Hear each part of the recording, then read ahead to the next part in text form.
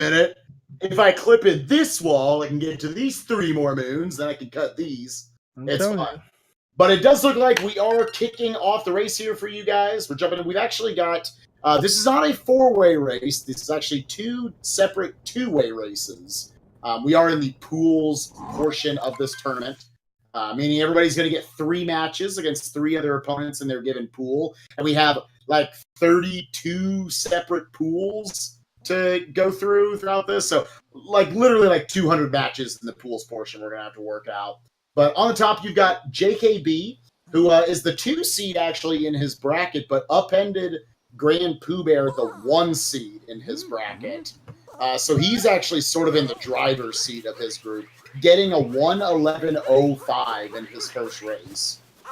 And he'll be taking on SmookyTV today. I believe the 4 seed in his bracket. Somewhere in there. I know Spooky's PB is running about a 1:18.08, so going in, Thejkb's got about a 7-minute edge on him. We'll see if Spooky can bust out a big PB. I know he only got a 1:27 in his first race against Pooh Bear. We'll see if he's able to. I remember calling his first match against Pooh Bear and thinking he's got a long way to improve, that he's got the ability to make that improvement when it all comes together. Oh, yeah, and like I said, on the bottom, we've got, MoveFish and zierse. In fact, I believe this is their first match for these two. Yes. MoveFish has the advantage here. I think he has like about 1:11 top seed in his bracket, versus, ironically, zierse being the lower seeded person down there. So, it is going to be interesting to see how they do this here. I think he has like a 1:24. So, that's the thing about these groups. You have a higher seed, a stronger seed. And of course, that way, regardless of your skill level right now, you may go against a stronger person, but odds are you may go against a weaker person, and people can mess up, just on like this first fight here. You see Spooky, Topper's running away from him a little bit, wanting that quicker kill that you really want to go after. I've already seen more than any other tournament a number. See, right here, Thejkb and Spooky. Thejkb's got that 7-minute advantage, but out of Cat Kingdom, Spooky's maybe 2 seconds behind. So just because someone has a better PB, you might be able to kind of write this off and say, oh, well, then this race is already over. Why even have the race? Multiple reasons, but one being you need to play the game, man. You need to see what happens. Certainly anybody can make mistakes. And I've seen many lower-seeded players beat higher-seeded players. I was on the other end of one of those. Mm-hmm. It certainly can happen. Thejkb upset Grand Pooh Bear in his first race. I got a big PB there. We'll see if Spooky can return the favor. Yeah, we've had a lot of people PB during this race, which shows you that, sometimes people are worried about those race nerves, but sometimes these nerves are nothing, especially we're talking about an hour-plus run. Man, that's some seriously good composure there to maintain it when you're on a really good base here. Oh, yeah. I know I've been in a number of tournaments before where I find all of my nerves are in the first, say, 5 minutes of the run. Yeah. That's where I always pray that I have easy World 1s in the games I play in tournaments, because that's where I'm going to just naturally make more mistakes. I've noticed my Cat Kingdoms have been worse, but then you kind of settle down after that. So it'd be interesting to see. I mean, everyone's different. So yeah. As a matter of fact, Cap Kingdom, you see MoveFish down in the bottom left. He's about to do one of those frustrating beginning strats, trying to get this skip here with this dino. Let's see. Oh, he does get the foot. Is he going to be close? It should be close enough, and he is able to get it. So we are 1 for 1, hoping for 4 for 4 on the dino jumps right now. Thejkb and Spooky both coming up here right at the same time. It is harder than you would think to get that foot up there. Thejkb and Spooky both getting it easily. Very nice by both of them. And now finally, to try to finish off, we got zierse coming up here. Walks over it. Unfortunately, he's going to have to turn around. It's amazing with how big that trampoline is and how big this foot is, how hard it is to make this connection. Going to have to turn around again. Oh, yeah. Not dogging on him. This was me in my last race. I lost about 30 seconds to this. Yeah, man. Most of the people who are running this game, if you mess up on that a couple times, that reset button is looking so good at that point. Because you just don't want to start off like in the red, 5 minutes into the run. You're at that point trying to make deals with your opponent, just like, hey, I'll buy you dinner. Come on, man. Let's just restart. Forget any of this happened. Come on, we all want a good race, right? Definitely man. That's just the first of many points in this run where you can easily lose a lot of time. Unfortunate for zierse. Again, we are having a very close race on that top bracket we're seeing right there, despite seeing a almost 7-minute gap, a little over a 7-minute gap in PBs between Thejkb and Spooky. I really thought in the last race I watched of Spooky that I called that he had like a mid 125. He's already down to a 118. I said, this guy's a 115 waiting to happen. Yeah. And who knows, maybe even more than that. He is improving, and that's my favorite part about these tournaments is watching people get better and better. That definitely is, and like I said, one of the good things here is that these races, most of these races they force you to complete your run, and a whole lot of us have had runs that started out bad, weren't too high, and all of a sudden your performance is almost flawless. On the latter part of the run, next thing you know, what could have been a reset turns into a PB, and not to mention, hey, with free time save on your next run. John, I don't know if you did. Did you ever play sports growing up? No, I was the big guy marching in the band with my saxophone instead. Oh, okay. I know, like, I only played Little League as a kid, but I just know, like, for all competitors, and I know you're at least a competitor at heart, you've performed at GDQs and whatnot, that kind of, there gets to a point where after you've had those nerves and maybe you've messed up a couple times, you kind of just stop caring in a way. Yeah. And all of a sudden you just kind of settle in, the nerves go away, and then you start playing really well.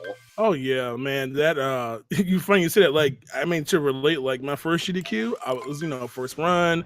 I'm scared. I'm playing a game no one's played before in that category. I'm like, okay, if I can just do this first trick, get it right, and the crowd gives me a little applause, okay, I can settle in a little bit. And like I said, once you get over that first hump, it's like, okay, I'm good now. I can breathe. My blood pressure is gonna go back down. So.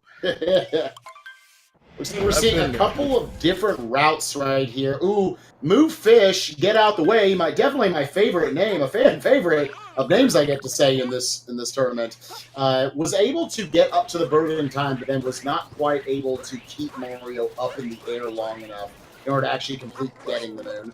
It's even just little micro strategies, even if it's not necessarily everyone getting different moons, every single person of the three that have gotten up there, Thejkb, Spooky, and MoveFishGetOutTheWay, all of them took different routes to get up to the tower and the bird moon.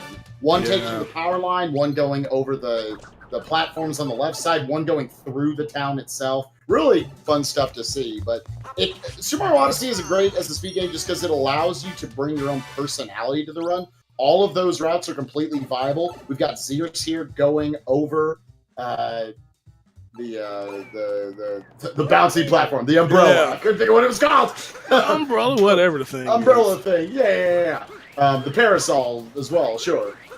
Him showing off his own route as well. Unfortunately, it looks like he did fall down right there. He did. Oh, okay. He's having to look around a little bit, try to just find this moon.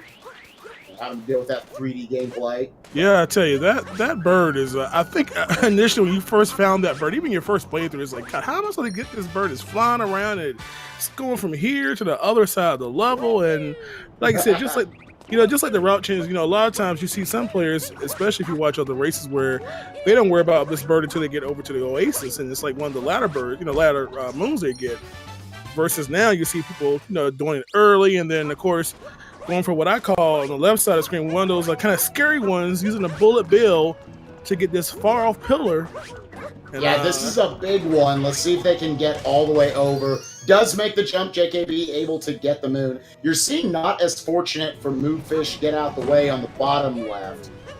There are strategies where you basically try to manipulate the bullet bills by having Mario jump out in a certain direction. It manipulates the bullet bill out to where it's not going to die and then chase you.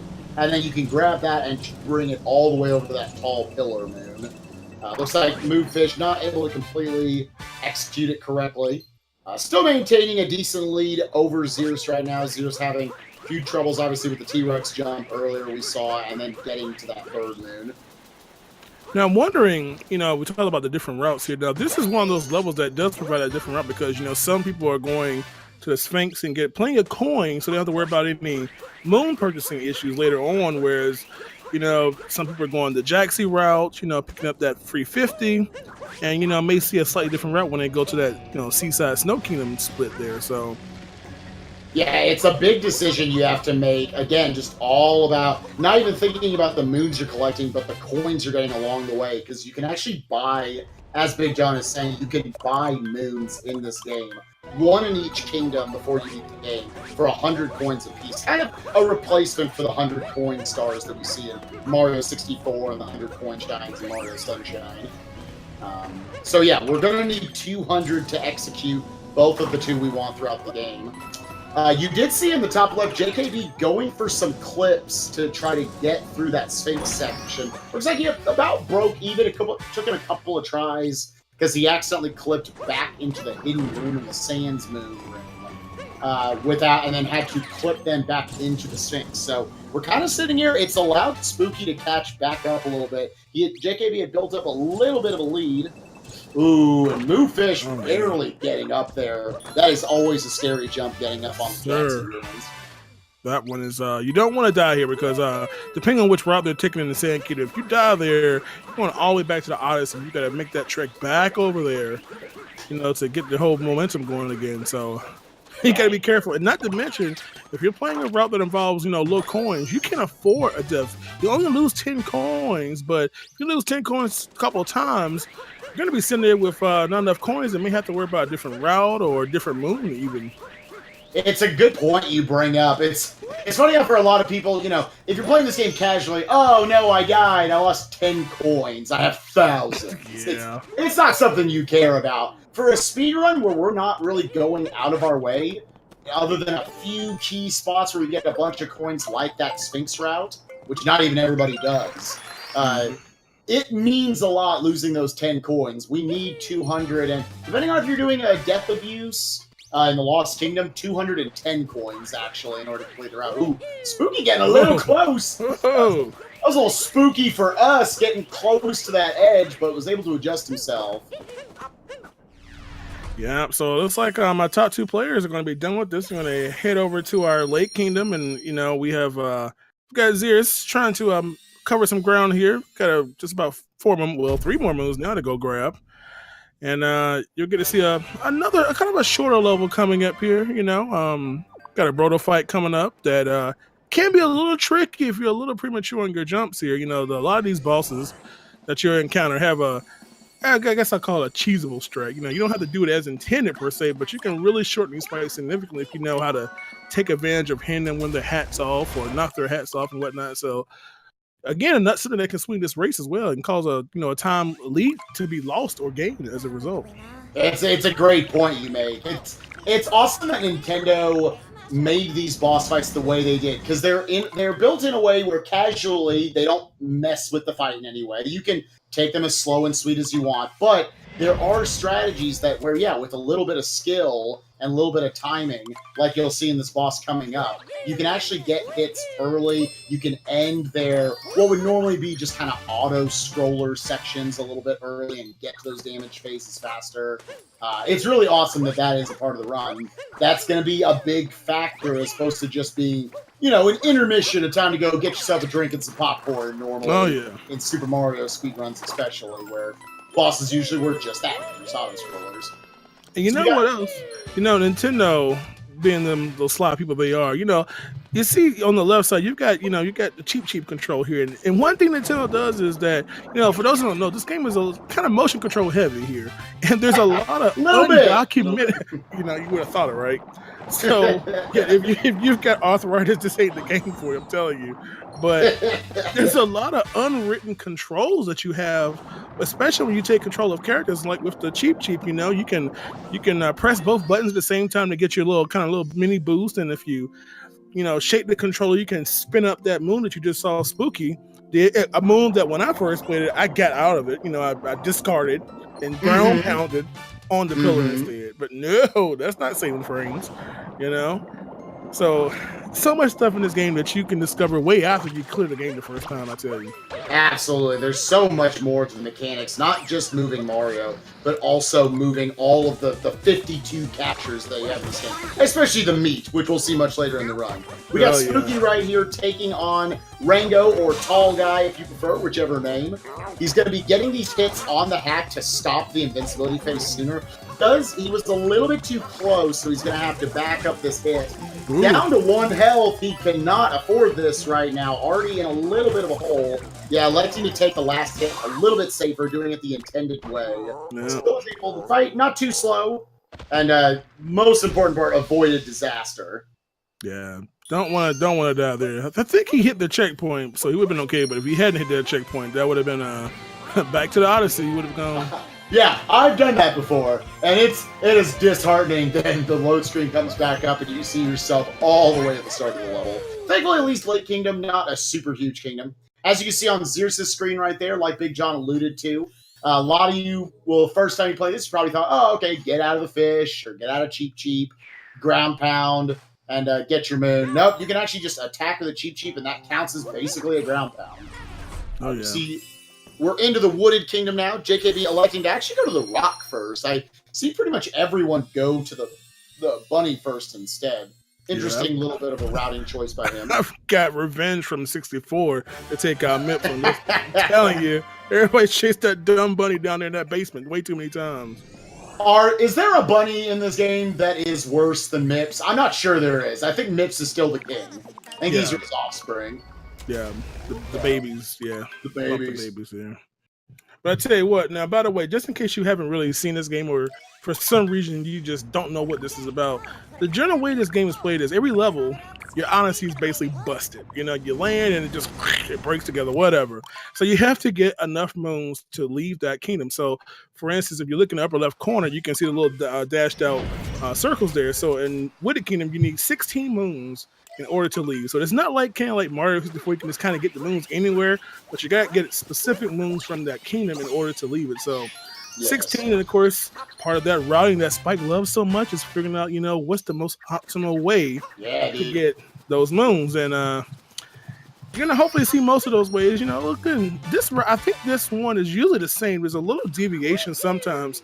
In fact, you look at JKB, sometimes people opt to go for the maze, the nut in the maze first, then go into the water, and then you see some people vice versa to the other way.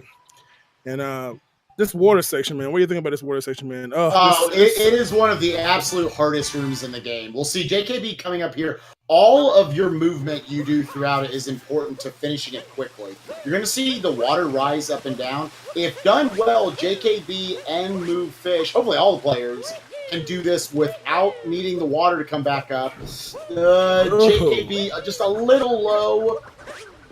However, looks like we got a little bit different strat from MoveFish right there, taking the damage, which is a little bit slower. Obviously, you're taking the damage in addition to having to watch your health refill after the moon, but able to get the early cycle right there.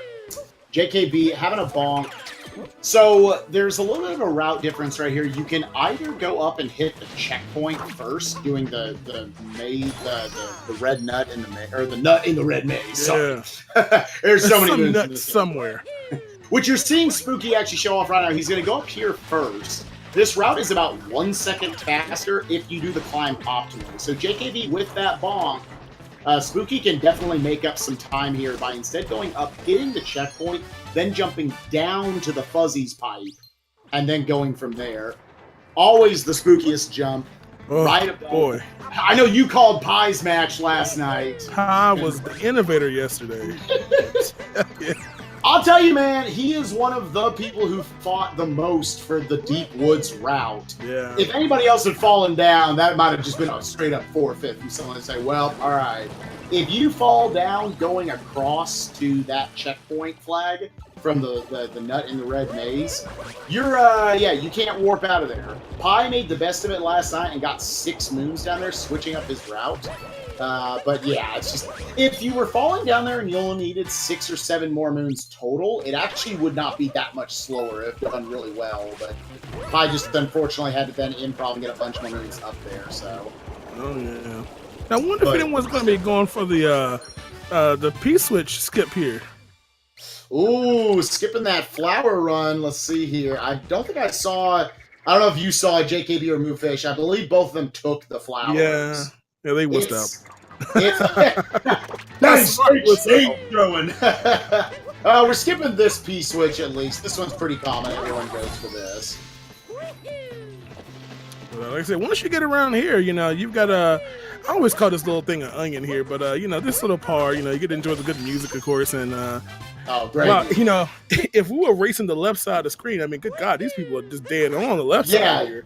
I mean, they're looking like about what their PBs are saying, both with mid to low 111s. So yeah, that is synced up right there. Kind of showcasing, you know, we're going to have a lot of people of different skill levels here in the group phases, especially once we get into the bracket phases. You guys will have to stay glued to your computer monitors or whatever you watch us on. Yeah.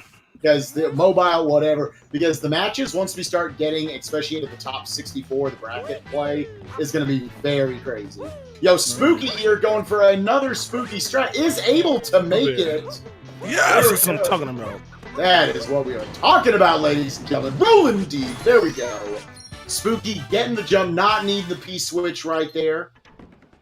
We got zierse here also electing to go for the climb. Spooky the only one of the four electing to go up and do the pipe first, or doing the checkpoint first and jumping down to the pipe.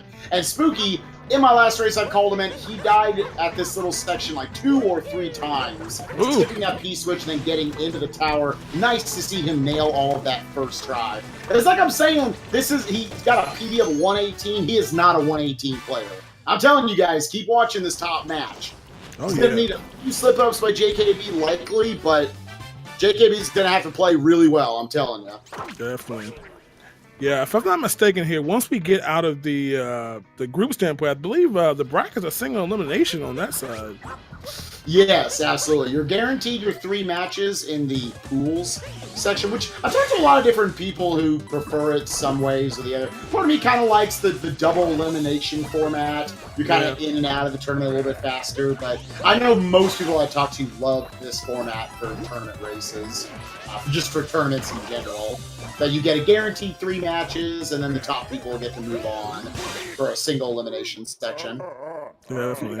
Zierse there, finishing off the piranha plant. He's got all he's going to need 6 more moons here, which we get 3 on the way up to the boss. So again, you're seeing, even though you don't technically have to do all of like the story moons, the more important moons in a way, in the levels, you just have to get to that minimum. Not like Big John alluded to, you need 16 here. Sometimes we actually do elect to fight the bosses, because you get these multi-moons, which do in fact count as 3 moons. So if you can defeat these bosses very quickly, then it definitely benefits you. Thejkb going for a super sick strat right there, jumping straight into the hat, not waiting for him to spin it around, and then hitting Bowser with it. Looks like, interesting, yeah, taking the damage. Ooh, mistimed it a little bit, and Bowser is just going to get his hat back, so he's going to reset up. My play, yeah, I expect he probably takes this a little bit safer now, getting his health back. Might be a little too far away. Nope, he is able to dive into it and get his second hit.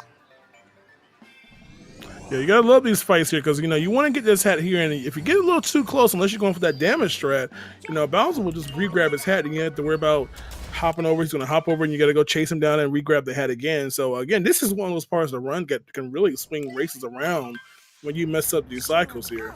These times really add up, especially the next time you fight this guy. Thejkb able to get that 3rd early hit right there. Very well executed by him.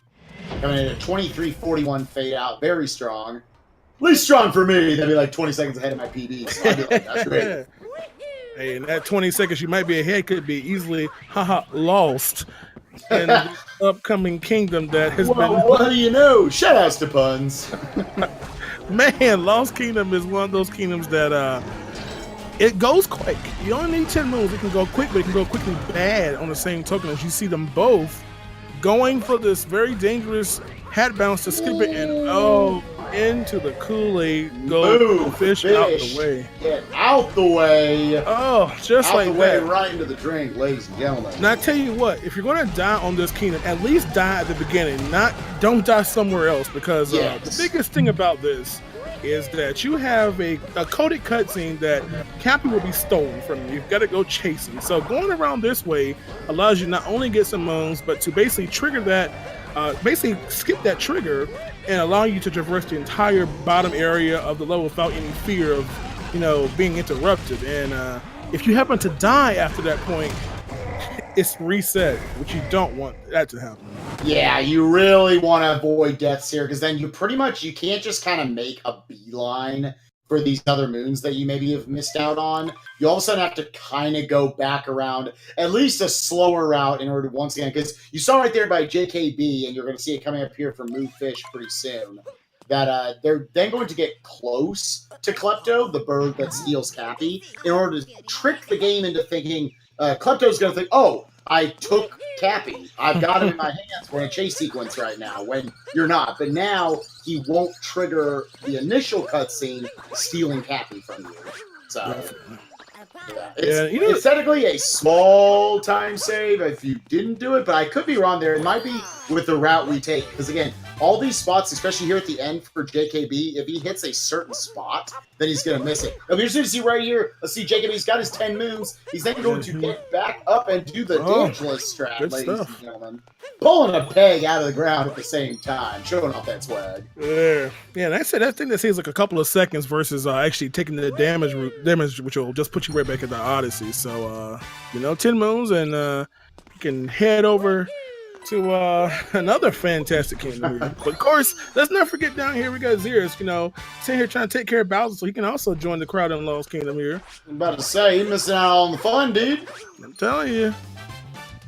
Yeah, no, well, PB's sitting at 124. I can tell you for sure he's got certainly a chance, if nothing else, to PB in this race, no matter what happens. It's the unfortunate thing about speedrunning races is that, they are races. They're like 100-meter dashes. They're like really long 100-meter dashes in the Olympics. Yes. But you can't play defense. You can't slow down your opponent. You can only do everything right on your end. And hopefully, you get the opportunity from there.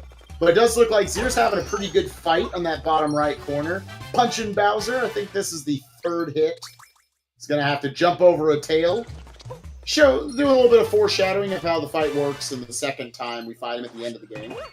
Alright, so here we are at Night Metro for JKB. Kind of reset himself up there for that long jump. Pretty easy to bonk right there. You definitely want to avoid deaths, obviously throughout the whole game. But dying here, as I found out in my first race, is a lot of time wasted. Oh yeah, definitely in this one. This is, and of course, as you can probably imagine from speedrunning, that we just can't do things as Nintendo wanted us to do them, which is to traverse the bottom route, little tanks and whatnot. But obviously, we can scale the mountains up. Well, it may as well be a mountain because it's a mountain at this point. You can barely make it up there. But of course, you see a series of jumps and spins to basically go around and save considerable time. As speaking of that, not to mention this dangerous inside section that you see JKB on, which is oh boy, this is a tough one. You're working really hard to get a single move at the top, but of course, if you fall down, and of course the treacherous jump at the end that most runners are doing now, which you're about to see him do. You don't have visibility when you jump in. Let's see what happens. Oh, I like to throw my hat early here. He's going to let the camera turn. Looks like he's going to be able to make it. We're 1 for 1. Another one of those instances, I want to see all 4 players not have to fall back down. Interesting different route we're seeing here from MoveFish. Instead of going up that route, just kind of accepting a slightly slower cycle, and instead just going on the elevators on the bottom left and then going up. Now you're going to see this jumping back and forth between the wall and the girders right there, or the poles in general. Able to get up pretty quickly. Now he's going to have to make the same jump over here Big John's talking about. We got the long jump across. We got the cap throw. Ooh, I was afraid he was going to miss that one. That was a... Woo! All right. I'm telling you. Once you get through that part, you're like, okay, good. I can breathe a little bit and have to worry about now this even more fun. This Wiggler fight, that the worst thing can happen is you miss that 2 cycle. This fight is a little frustrating at times because the goal is to hit these little purple spots on it. Usually you aim for one that has one on the left and right, so it takes care of all 3 at once. But on this second cycle that you see JKB, you want a favorable move, but you definitely want to make sure you don't miss these, because sometimes the game just doesn't register your hits. You just sit there like, what's going on? And like that was just basically That was perfect. That was so good. That's there's not a lot of RNG in this game, but the way the Mecha Wiggler moves around coming out of the wall like that is the most practical part of RNG. Yeah. You shoot at its face, and you basically hope that you just spread out your shots at the right timing, and that it's just going to continually walk in with them. He almost killed the second phase before it even stopped moving. That's one of the best Mecha Wigglers I've ever seen. At least the second phase, so very nice work there by JKB. And of course, one of the strategic things you want to do is when you're doing that Wiggler fight is to stay away from the wall. Sometimes you want to be close, but if you get too close, you can't aim up high if you decide to take that really, really high route up there. So you want to kind of back that thing up a little bit so you can make sure you get that. Back it up, ladies and gentlemen. We might see some back it up strats coming up here pretty soon with the RC car. We'll see what happens. Easily everybody's favorite moon, right? It might be my favorite. I was going to write a letter to Nintendo Power telling them how much I loved it. I hope they feature it in their latest issue. There should be one of those in every single kingdom, god dog it. You know? One RC car? You know, one on the ice, you know, one on the desert terrain. Oh, man. Big John should have been. Big John. Let me go get a patent right quick here. We got JKB getting the RC car move. Did not back it up. Back it up is my personal favorite strat for that, but got it quickly nonetheless. Back it up, of course, being the optimal strat. We'll let that go. You see, we're going to have MoveFish doing the same strategy we just saw here from JKB. It'll be a little bit awkward positioning this half right, throwing it out, getting the moon, and then shaking like a madman to warp himself into the power lines. Now we're going to see how his RC car goes. I'm going to give him 4 seconds. 1, 2, 3, 4. Four-ish. Yes. That's right. There we go. I guess that's technically a 3. I'm supposed to count from 0, but who's counting anyway? Right? Yeah, I know. I love how we all do that. 3, 2, 1, dead, or like 1, 2, 1. There's got to be a 0, man. You got to give him a shot. Hey. It's alright. So we got Spooky here working on the Mecha Wiggler himself coming over. Let's see, we've got 2 for 2 on the 2 cycle. Let's see if he can keep it going again. He wants to kind of start at the head of the Mecha Wiggler and then swing out shots. This is looking good. He's got 2 he's got to clean up right now. He's got the time if he can just aim them. He is able to get it. Very nice job by Spooky. It was a really good pattern because the Wiggler did like that figure-8 pattern, so you almost had double the chances of hitting if you just kind of nailed that center spot. So mini RNG there. Yeah, good point there. Was able to be a little bit fortunate there with the RNG. It depends on when it coils up as well. Sometimes, because what will happen is every time you shoot one of the orbs, the 2 that it's connected to, the one on the left and one to the right of it, those will also blow up as well. So if you space them properly, that can lead to good things. It can be a little unfortunate when it coils up, though, when it stops. So it was good he was able to get those as it was still moving around because it still kind of worked for our strategy while upping his percentages in a way of getting each of those shots just more in a row. All right, we got JKB here going here into the crowd moves. Go for it. I just love this one. It's just now, of course, again, if you're arthritis prone, carpal tunnel, this ain't fun. But you know, motion controls, you just go Marble Madness and body these people. You know, it's the best thing in the world, man. Go Marble Madness, dude. That is what it is. I know. Fun. Big John, I know just like me, I know you're a Sonic fan. I mean, does it feel good to get to roll around this character as well? I mean, you literally have a spin it. I mean, seriously, the controls, you can do a ground pound and just take off, just like Mania, man. I mean, it's a drop dash. I hadn't even made that connection, dude. I am in heaven with this game, man. It's like Nintendo just customs, you know, you're not Big John can do it in DC. Yo, give Mario a drop dash. And it was done. You know? What a great year of gaming. Oh, I'm telling you, man. It does look like we have JKB, the first one out of here. Let's see if we can get 4 for 4. Can zierse get the 2 cycle? Missed a little bit of that front part. He's got, it looks like maybe about 4 shots he's got to make here. 1, 2, 3, 4. Got it, ladies and gentlemen. We got our players here rolling deep. 4 for 4 on the 2 cycle. My God. That was some seriously good accuracy there because he had no chance to miss any. All those purples left, but 4 for 4, yo. That's tough, man. That is tough. The spread he had having to hit 4 of those. And he was also a little bit lucky there. He was pretty close to the Mecha Wiggler. All the things he had to shoot were on the bottom, though, so didn't have to rear back or anything. Regardless, great shots there by zierse, so good to see that performance. I feel bad because I didn't acknowledge the first instance of OTEP apparently here. Oh, that is correct. We're a little too hype about less hype things. Okay, let's shut up.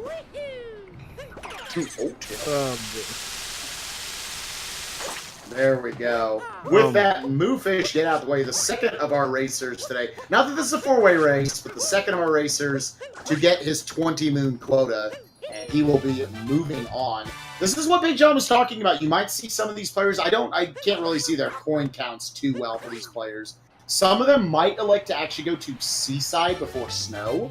There's only a few times in this game where it gives you an option which kingdom you want to go to first in a branching path. Ooh, zierse showing us how to back it up. That's what I'm talking. Into the RC car moon. That's what I like to see. So I tell you what, and of course Seaside, not Seaside, I'm sorry, Snow Kingdom. Of course, you have again not a lot of moons to get here, and first thing to do is to go talk to your boy Captain Toad, way up north here, deemed to be the faster of the routes, trying to avoiding some of those little extra paths in the underground area, just because it's quicker to go talk to him. And I really like Snow King. It's a shame you don't do more of the rooms now, but it's nice and short. But again, it still has that chance for some mistakes, especially in that purple goo room there. Oh, that purple goo room! It is one of the toughest rooms for sure in the 80% run, and even the Goomba stacking room can be a little bit terrifying, honestly, especially the last jump. So we'll see how the players are able to handle it here. Got JKB with his Captain Toad Moon going into, grabbing the one just inside. I always feel bad talking to our boy Captain Toad here, that we're just, oh, you built this fort so you wouldn't freeze? Sorry, man. And just left him hanging, man. I know. That's man. When I do the run, I do my best to only open it up like a little cubby hole. Yo, man, don't worry. Just feed the power moon through the hole, dude. We're good. We're good. Oh my goodness, man. That's all I need. Just need to stick a hand through. Poor guy. Coming down here, looks like he accidentally fell down when getting to this moon. A little bit of a mistake there. Knew what he had to do to back it up, to immediately get back up. So not a too terrible of a mistake. Yeah, you'll see JKB and taking this route here. In fact, the intended route is to basically use these hanging poles that you see to the right of where he is right now to kind of work your way over to that one and kind of work your way back up to the chest. But of course, speedrunners, we got to use that with the parasail umbrella we talked about earlier on the little stand there too. That thing I couldn't, that bouncy platform thing that I couldn't think of the name of. Yo, it's your favorite room. It's purple goo on JKB's screen. God, I've had a little too many characters in this room, especially sometimes when you throw your hat at the beginning and you end up grabbing the cloud thing and you dive right into it. It's like, oh. Keeping with the theme of backing it up, he backs it up too much. His butt gets in the way of every time. You'll see players, they'll long jump out so far away from his backside. Yes. Just so you don't have to worry about it. Yeah, that hitbox is probably quadruple the size of that thing, it looks like sometimes, but... People are giving yourself that Link to the Past top-down camera like you're seeing from MoveFish, just so he truly knows where that butt side is. Yes. So we got JKB able to get out of the room. Yeah. Get through that one, and you don't have too much, Now, of course, the next room, they usually go to the Goomba room, and I think one of the mistakes that sometimes happens very commonly is that you end up killing one of the Goombas. Because you're a little too aggressive. Which you might think, why does it matter if we kill a Goomba? We're supposed to be killing them. You need a stack of 4 of them here in order to unlock this switch, which, as you can see, has the number 4 on it. Seeing JKB getting 3, then triggering the icicle to fall down by standing underneath the shadow, at the shadow, then going to get the 4th one. Just starting that fall a little bit sooner. And we talked about the different routes. We're seeing Spooky here, instead of going to Snow first, going to Seaside. So he's going to be getting, both of these levels require 10 moons. So it'll be interesting to see what the lead is once both these players are done with both these kingdoms. Seaside definitely being the faster of these 2 kingdoms. So it might look a little bit different in terms of if you're just going by moon count. But yeah, big one here for Spooky, the first player to get to this up cave. Electing to switch it up for a ground pound jump, missing. This is a very annoying room, John. I'm sure you agree. Oh man, when they first changed this route, because it used to you could grab the little jet stream dude and go in there, but when the route was changed to involve the cheap and whatnot, to do that jet stream was, oh man, it's very misleading. Sometimes it's easy to bonk on that part, and not to mention just start the trek upwards anyway. So and of course he has to go this way first, and of course he's doing this one first because I believe his coin count was under 100, so he couldn't buy that moon at the beginning of Snowside. So of course you're going to get a few coins here, or plenty of coins actually. So that's why you see him going Seaside first as opposed to going to Snow. Yeah, it's pretty common that Seaside you're going to get about 50 or so coins. There's one moon coming up when you're going to be going through a cave with the cheap that has a bunch of coins before and after the moon. You go through the whole route, you get like 45 or so. Yeah. So, yeah, it's looking like right now, just looking up at his coin count, he's actually got 90-something. So, yeah, he's going to have more than enough for going to Snow. But yeah, it's not fun running around looking for coins if you get less than 100. Yeah, it's very interesting to see how a kingdom they did, several minutes ago, 20 minutes ago is coming to play in a kingdom, much farther away. So, absolutely. But that's what happens with these coin counts, and I kind of like the cheap again. Those same controls again, and these moves are pretty quick, I would say. When you take control there.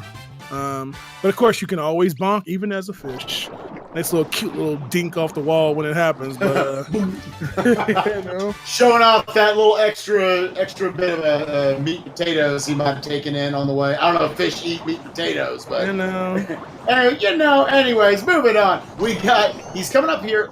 You actually want to, even if you have to take an extra second even to attack and kill some of these wavy enemies, it's worth it. Because taking damage, I alluded to it earlier, if you take damage and then get a power moon, it will refill your health to full, but it is a very slow animation, wasting 2.2 seconds for the first health, and I think up to about another half second if you need to refill 2 health at that point. Might not seem like a big deal, but it adds up. You think about, you take damage on something, well, that's going to be a bonk. That's going to have to be you're watching Mario get back up. You're losing all your momentum before you go into that bonk. And then you have to refill your health afterwards from the moon. It's like all of a sudden just one little harmless piece of damage you took, a little bit of a mistake. It's like a 5-second mistake all of a sudden. Yes. But you can see as close as these matches can get. That's going to mean a lot, especially in later races in this tournament. Oh yeah, definitely so on that one. So you see, you'll see down there, MoveFishGetOutTheWay again, not having any problem with that jet streamless one. Gotta love that one. Of course, he decides to take his face out immediately after he succeeds at that. You feel bad for Gushin, like you were saying. That used to be a heavy part of the Seaside route in one of the early iterations of it. Now we control him for literally like 5 seconds, and then we kill him on the way down to a cheap. So we are horrible people, man. But I guess we sacrifice it for speed here in the speedrunning community. The things we do. Spooky done with Seaside. Probably not as. Yeah, it's still gonna be a decent lead here for Thejkb. I feel like Spooky playing pretty solid. Just both. I would say all 4 of these players playing pretty solid right now. Just obviously the 2 lower-seeded players running into the higher-seeded players. Just kind of a more standard match today. But we got a bunch of kingdoms left, including 2 of the hardest in Luncheon and Bowser coming up after this, which certainly can cost the players a ton of time. Yes. Many matches have been decided by those 2 kingdoms in particular. Now, let me ask you this, because the last person I was commentating with, I was asking what their favorite kingdom was, and they said they were just loving Luncheon. It was Luncheon or nothing else. Nothing else mattered. So, I actually love Luncheon as well. Like, I don't know if that person might have been memeing with you, but I absolutely love the Luncheon Kingdom. I think I'm one of those, I love colorful kingdoms. Yeah. It's a good size kingdom. It has a lot of fun little side rooms you can go into. Forts, even casually, is a super fun room. Lava Bubble, even though it's terrifying, doing the fast strats in it feel really, really good. I actually quite like the Luncheon Kingdom. So. Oh man, did you see that save from zierse? Went a little too far. I was just about to say, man. Oh boy. Avoided the Ivan and the purple ooze of the Mighty Morphin Power Rangers right there. Able to get through that room, get his moons, avoided disaster. I gotta imagine, man, right now, I gotta imagine he is on some level of a PB pace. Not watching his splits right now, but again, definitely playing solid. Just running into a player with a 13-minute edge in their PB. Yeah. So. Well, there's your favorite kingdom here, starting off with a not too free jump at the very beginning here. As you say. Yeah, I'm telling you. This is just like how you start Dark Metro. You know, you have almost literally the same jump just about, minus a trampoline action, and to get that one on top of the salt there. So, oh boy, what a tough way to start the level. But once you nail it, get those timings down, it's not too bad, you know. I still like using a triple jump, because triple jump will give you a slightly higher maximum height than you would from either a compound jump or from a what's called a backflip. Do you have a preference there? I know I saw you messing with a backflip. Yeah, I basically do a ground pound first. That's my choice. I'm doing a ground pound, which is, like I said, just a little bit lower, but you know, like you say in this run, sometimes you do what works best for you, and you get the muscle memory down. Hey, if it works, absolutely, then you go for it. Yeah, again, Super Mario Odyssey being having one of my favorite traits of a great speed game, that you can put your own personality into it. You don't like the triple jump there? You can find strats that aren't even necessarily slower. They're just more consistent for you. I think technically triple jump would be the slowest. That's what I do, just because you have to set it up and everything. You actually do 3 jumps, as opposed to just a backflip or a ground pound jump. Oh yeah, definitely. So you see Thejkb and MoveFishGetOutTheWay wrapping up with Topper. Well, what is this guy? All these people. Spirit or Puke Guy, whichever Puke one guy. you prefer. Yeah, Pepto Puke guy. No doubt, dude. Puke Guy. Speaking of puke, you got this pink Pepto stuff down here that may as well be puke, and grab that one and quickly leaving right out of it. You know, I'm not going to worry about that particular swamp. We got another Pepto swamp later on, the one that Spikes mentioned earlier. I'm not a fan of that run by any means. What, the forks or the lava bubble? Oh, forks I love. Because of the little dinky music. Forks are fun. Oh, man. If I was a ragey person, that would bring rage to me. If I doing that room, man. So are you doing it in your route? Which one do you go to forks instead? I go to forks. I'm a wuss. I know. I'm sorry. Optimally, you're seeing a couple of bonks right here for Thejkb. Again, Luncheon Kingdom, not an easy kingdom. Optimally, the forks are actually about 1 second faster. But there you go. Quite a few optimized. Thank you. Quite a few up throws. So we'll see. I know Big John prepping for those optimized strats. I got you, man. I gotta be with the cool kids, man. Get these low 110 times and stuff like that one day, you know? They're not too. I expect to see you down there pretty soon. Yeah. A little bit of time, you'll get there. All right, so here we are. We got Spooky finishing up the Snow Kingdom. Spotting Thejkb a bit of a lead right here. Again, I'm not seeing too many notable mistakes. Just, which again, I'm glad to see him playing at this level right now. About a low 48 through Seaside and Snow. Yeah, probably, can sort of max this out. Maybe, anything up to like a 115 or 116 pace. So definitely with a PB opportunity here for him. zierse going to Seaside second. He is getting his second Power Moon right now, our second Rumble Under the Floor Moon. 8 more moons. Oh, man. We'll get to join everyone in luncheon. We were talking about, imagine if Rumble Floor placed the moon randomly somewhere. Oh, man. I was like, that's how we get them. That's just in those rooms specifically? Yes, man. It's like, it always moves. Oh, boy. I feel like those moons wouldn't make the cut in any percent, but regardless, imagine if they were just too fast, you're just running around. Oh, no, please, no, come on. I'm the evil programmer, that's what I am. Speaking of evil programming, how about these pans? Why did they make these cheese rocks, man? Come on. Oh, my goodness. You throw these pans and just don't go. You can sit there for 10 seconds trying to hit that little cheese piece off just to hit that switch. I mean, Nintendo, why? I mean, I know in your runs, obviously you've run lost levels in the past. I mean, no cheese in there. God dog it. Don't use any milk products. God dog it. So you're saying the Hammer Bros in Lost Levels are better the ones than these ones? Yes. Well, at least their weapons are more accurate. At least, good God. Amazing snipers they are in Lost Levels. Oh boy. I still don't know how you play that game. I play it this way, man. I guess we all stick to our strengths. Oh man, you know that little Putaboo here. You know, and it's very common that when you have control. Oh man, there's a ground pound there. Ooh, but when you have control of that Putaboo, if you happen to hit those little wooden pegs as you make the upper work, you will just pop out of it. So you have to make sure it's really easy to nip those. And next thing you know, you died in the Pepto apparently, and. Died in the Pepto, only in Super Mario Odyssey tournament commentary. Oh my goodness. We did see a death there by Thejkb, pulling him back just a little bit. Oh, that one's going to pull him back a little bit more. We said it, guys. Luncheon Kingdom is nothing to sleep on. A top 3 most difficult kingdom in the run, in my opinion.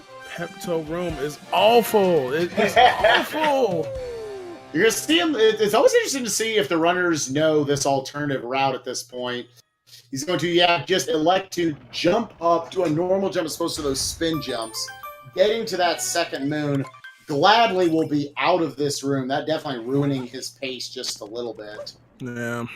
I think that's why I like the fork, because if I miss a jump, at least as I'm falling, I can throw my head and hopefully latch on, a homing attack on one of those forks on my way to my death. For sure. But, if you fall off that, well, that's about it. Thanks for playing. That's just, I guess just redoing that room. Sounds good. Thejkb having a little bit of trouble traversing up this mountain. Definitely, I feel like, considering what his time is looking like right now, he probably wasn't too far off PD pace. Not even saying PD is necessarily dead, but that definitely messed with things quite a bit. That was a bit of a rough lunch for him.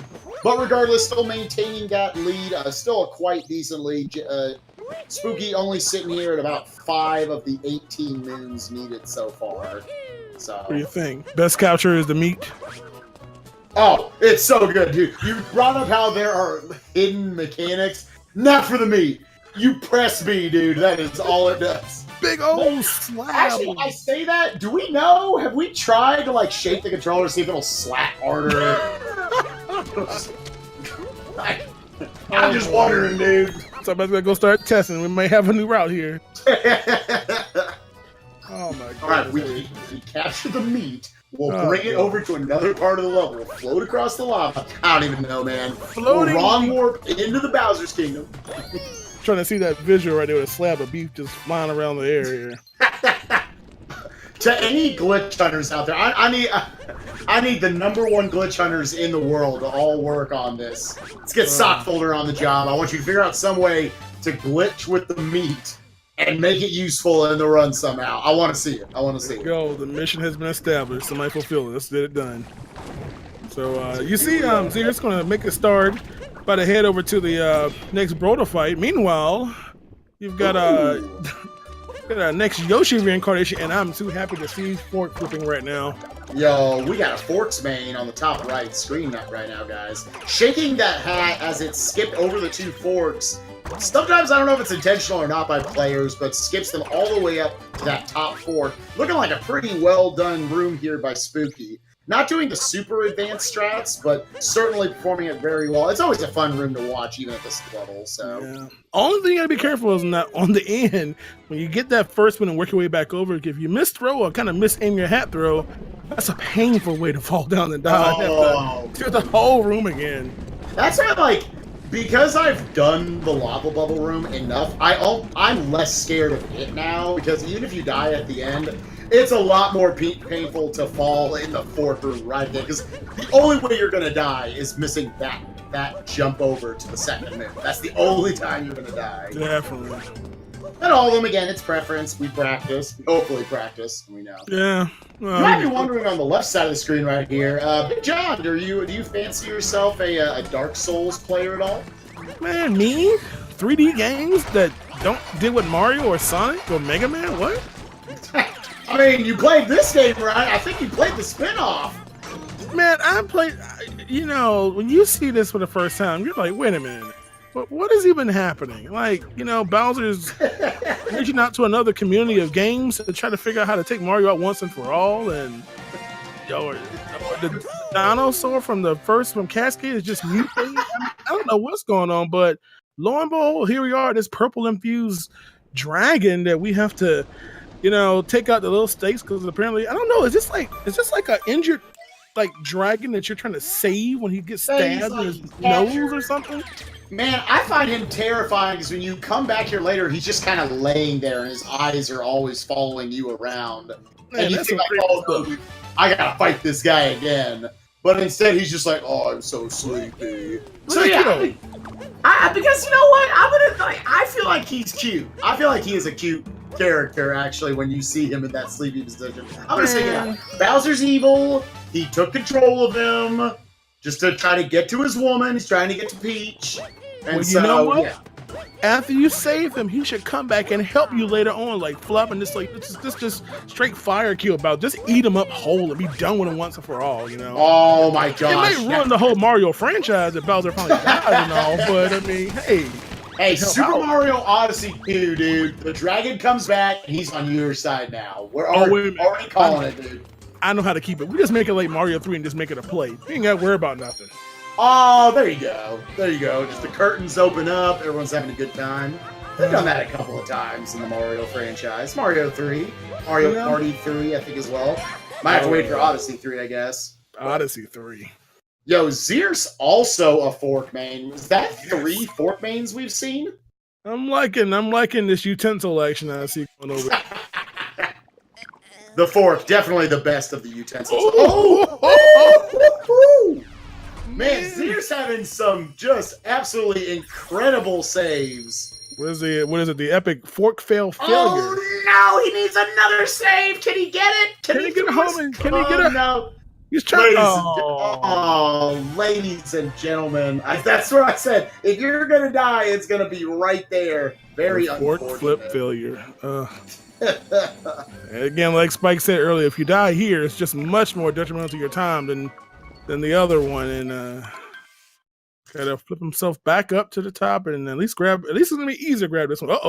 Ooh, yeah. Well, theoretically should be easier. There we go. Trying to go for the entertainment factor. Zierse is down. Tell you. Zierse definitely gets my vote for just most entertaining of the streams to watch. Look, enjoying the run for sure.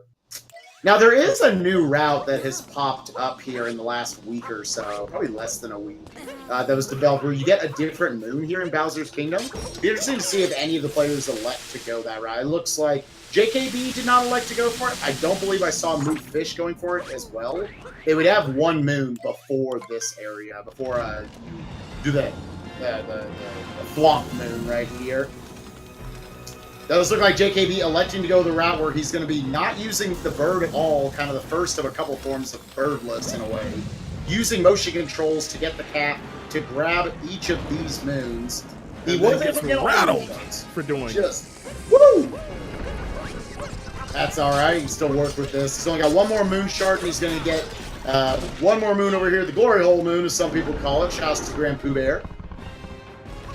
Getting his 5th moon shard to piece together a moon. He's going to grab one more over here before going. Looks like MoveFish also electing to go with a birdless style strat. How did he not get hit there? Really?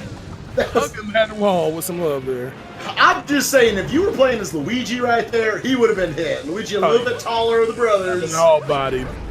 Mario a little more compact, able to fit in that corner. But oh man, there you see Spooky got a little bit more to do on this dragon fight here. Looking good there. Zierse towards the last little bit, and I'm wondering he's gonna moon count, so he's gonna be doing some Poodaboo action over here. So let's see how he does here. Oh, that room still scares me, man. Thejkb getting that moon up there. That one is boy, some people actually go the other side to get that moon. A little bit more dangerous. Going that way, dude. Look, you are barely getting enough height to avoid that roof, and you bonk there, it's just death. There's nothing else to do about it. And the funny thing is that jump is so similar because it's used so many places. That Metro, the beginning of Salt, and you've got so many times we have to do that kind of that same type jump to kind of dive on the maximum height type maneuver just to kind of skip the intended route. But you know, the people get the stuff down. It's not too hard. Just like cheesing this fight here with Topper here, you know, hitting the one where he's going in to skip that cycle that most of us never even knew about. Just going around trying to destroy all the green hats, and hopefully we hit the right one, you know. I tell you, though, these two players on screen right now, making it look easier than it is. A lot of people tell you one of the hardest parts of the run, Thejkb and MoveFish, showing why they have those 111s. We got MoveFish just with a little bit of difficulty here getting the last hit on Topper. We'll see if he likes to maybe hit the checkpoint to give him his health back. Again, it'd be a little bit of a time save potentially on how well he's able to do it. Yep. Yeah, it looks like he is. Oh, nope, electing to not go down there. Just going to take on Harriet. Certainly not worried about taking a death, but we'll see. You'll see different players will have a different level of confidence they'll have in their ability to knock the bombs back at her. Some like to try to jump in the air and knock them out of the air. Some of them, Thejkb tries to hit it as it's about to hit. Missed a shot there.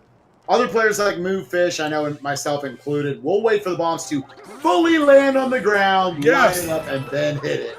That's myself. I'm so worried about taking damage on those close hits there. Yeah. Of course, if you get a little too close to the back wall, you might actually, you know, hurt yourself in the process. But that's why I always like. Some players will just still throw the bombs at you after a little bit of time when you're far enough away from her. However, if you back her up, then that'll make it to where you'll still get it relatively fast, a little bit slower. You're sacrificing a little bit of time to make sure you're not going to be pinned up against the wall when she throws a bomb at you. Definitely. So, just kind of, again, a little bit of a preference strat, a little bit of a safety. Oh, yeah. You see Spooky starting off the level as zierse is ready to do his Dragon Dark Souls-like fight here as well. Yeah, see if he's able to pull that off well. Again, there's... Thejkb getting a little dicey there. A little dicey. He was able to avoid disaster. You never realize how helpful that extra spin can be when you are short a jump or trying to get extra height. I'm telling you, it's the simple things that can seriously save you from a significant time loss here. And you see more motion controls here. You know, again, you have extra height when you shake that Wiimote or Joy-Con or whatever you're using to play this game to, you know, scale that wall much quicker than you probably normally do in your first playthrough, that's for sure. Let's face it, they're Wiimotes. They're Wiimotes and nunchucks. They're just a little bit tinier. Which I'm so guilty thinking I thought I could use it. I tried, I really did. Just didn't sync up. You know, Thejkb looking like he's going for the expert birdless strat, getting up on the knee, and he's going to try to get up here, get this ground pound. This fight is an absolutely amazing section of the run, but definitely the most difficult, according to a lot of players. I would definitely agree. Going to try to, instead of using the bird to knock the bombs back at the Mecha Brutal, instead he's just going to try to kill each of them with ground pounds, and then throw his cat back, doing a double cat throw back twice, a double in fact, in order to get back up on top of here as it's pulling you off, trying to keep you from getting back up on top, but you refuse to listen. We got the bucking Bronco phase here. Got to wait for this phase to end before we can damage them. Jumps off super duper early, getting rid of that third bunny. He's just got the girl left. He's got Harriet. He looks like he's able to get up. Can he get the hit? We're in a bit of a whack-a-mole phase right here. Oh, boy. The jukes. There it is, ladies and gentlemen. Getting a low 103 Mecha Brutal time coming out of here. This might be PD pace. I think it actually is. I think he's still got a shot at a high 110. It'd be amazing to see that pulled off here in the tournament match. You see MoveFishGetOutTheWay going with the bird there, which is, I can't even say that's the intended route, but I guess the earlier strat on doing this, you know, using the bird to go back above and still continue to do the double hat dive to get back on top again, saving significant time on how long the fight would normally take, as Spike said, by taking out the legs, and the mech would just conveniently fall on the side that would give you the ability to simply ground pound the Brodals. So this is one of those things in a run that when you get this in a run, it's a tough way to lose a run when you have you can lose a ton of time in your run here if you got that in a PB and all of a sudden you mess it up. It's just, you know, really rough, especially when it's an hour in, just about, you know, a little over an hour. It is very difficult to time each of these. I feel like runs will always be lost to Mecha Brutals, even for top flight runners, because just falling off of this, as you can imagine, it's not fast to get back up. You just are going to lose a bunch of time. MoveFish, though, able to also get a very good fight there. Mecha Brutals blowing up, and he'll be heading up himself. Probably a little bit behind PB pace, him sitting there at that mid-111, but certainly can put up a very solid time here. He's pretty close to my low 112 PB, so probably on that 112 pace right now. Oh yeah, definitely. And as of course you see, JKB is head over to Moon Kingdom here, which with MoveFish just a little bit behind there on his match versus zierse here. Zierse is oh boy. Like Zierse's. Yeah. The only one of the 4 players electing to go for the new strat. It's not a big time loss that he messed it up right there. You just get this other Pokemon and you can climb up. And again, this will replace the moon that you would grab after, the one where you have to stick your nose in the wall. Saving a few seconds if you get it optimally. It ends up attempting to be the same sort of strat as we had at the beginning of Day Metro, where you get up, you throw your cap, drop down to somewhere to get a moon, and then shake in order to home in on something to capture it, pulling Mario back up. Very cool strategy. Not executed completely there by Zierse, but nice to see one of the 4 players going for the new strat. Oh yeah, definitely so. And of course, speaking of strats, you'll see JKB going with yeah, you know, again, us speedrunners can't play games the way they wanted to, and we're gonna use a part of Egypt here to see if we can just skip over this and check out this camera angle here. Yeah, I've never seen. I see everyone go for the same camera angle always. Didn't work for him this first time. I mean, you figure he's not just going for it ill-advised. This obviously works for him. I'm not going to argue with the guy who's got a minute better PB than me. Looks like a little bit of a different variation on this. Not working out for him right now. I know I personally like to look straight at the wall, have my camera facing straight at it, so you have these very specific visual cues. But again, probably has his own. He is able to get up third try. That might ruin a PB for him, but still on very solid pace right now. Definitely. Definitely there. And of course, you're going to see on the bottom, you got MoveFish about to try that as well. See if we can do it just a little bit quicker here. So we get some first try. Meanwhile, Zierse trucking along through Bowser's Kingdom. About to pick up almost at the mech fight that you see up there in the top. Spooky's going to do. Again, he's going for birdless here. He makes his way on top. First brutal, no problem. Now the fun part, getting back up, spinning, diving, and he is going to just missing those ears. Them bunny ears are the worst part of the fight. Man, Matumbo will knock you back down to the ground and not think twice about it. See, he's able to get back up, is able to clear over the ears again. Yeah, we got the bucking bronco phase right here. You actually cannot damage them during this phase. This isn't just playing it safe. They have iframes of sorts. So the earliest you can hit them, which we saw from JKB just a little bit earlier, is you can hit them right as the feet stop shaking around. Yes. Now, he could go for a hit right here. He's electing not to. Nobody's going to wait for him to move, take 5 steps, 4, 5. Looks like he might have lost kind of track of where he was going to go. Was able to adjust himself, though, and get back up to. He's got to get one more hit. And whack-a-mole phase. Is able to get it. Very nice job there. Still maintaining that PD pace and get a 116, possibly a 115 here, depending on how Moon Kingdom goes for him. Oh yeah. And speaking of Moon Kingdom, we've got JKB about to finish up his second hit here. Well, that's his last hit actually. Yeah, his last hit. So here we go. Hopefully we don't have any deaths here on this final trek to victory. Gotta be rolling down. Don't take an unfortunate death getting down to Bowser. A lot of people's most memorable part in Mario history, maybe, getting to take control of Bowser right here and rush our way through this area. There's actually a lot more tech than you would think to just optimally breaking all the things you have to. You can either slash stuff with your claws, or you can shoot them with long-range fireballs. But fireballs do have a lot of recovery animation to them, so you only want to use them when you're at that long range, and when you're up close, start slashing. Now, I know JKB, he trash talks people. He says the 2D shortcut up here is free. He needs every second he can get if he wants to get a small PB. Better not see him wuss out now.